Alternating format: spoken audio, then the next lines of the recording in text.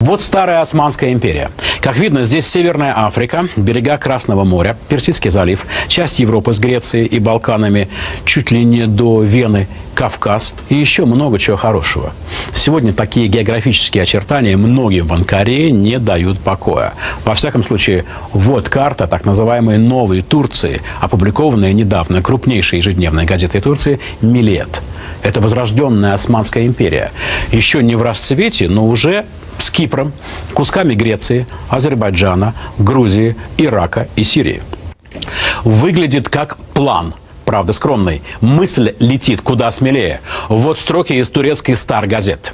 Реконструкция системы займет время. Видимо, впереди период террора.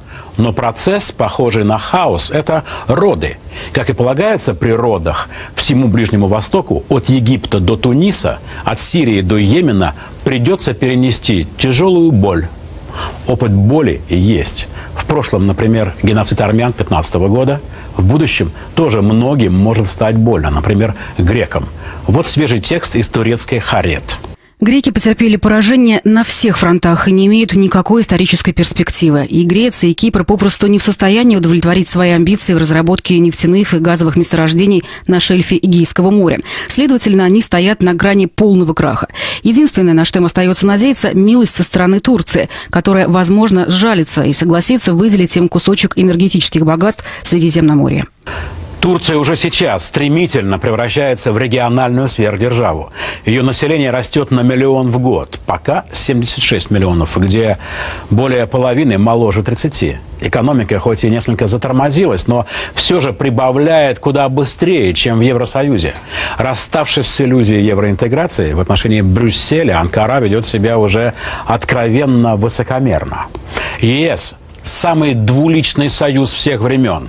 Это самая лицемерная организация в мире, заявляет министр экономики Турции Зафер Чаглоян. Нами движет дух, создавший империю османов. Мы должны пойти туда, где были наши предки, чеканит премьер Турции Эрдоган. Это и объясняет, почему Турция, например, столь активно вовлечена в войну внутри Сирии. Город Алеппо Анкара считает просто своим. Тоже относится и к иракскому городу-миллионнику Мосулу, лакомый кусочек для Турции. О новом региональном весе Турции говорит и осмотрительность, с которой ведет себя с Анкарой Израиль. Много вы помните извинений со стороны Тель-Авива?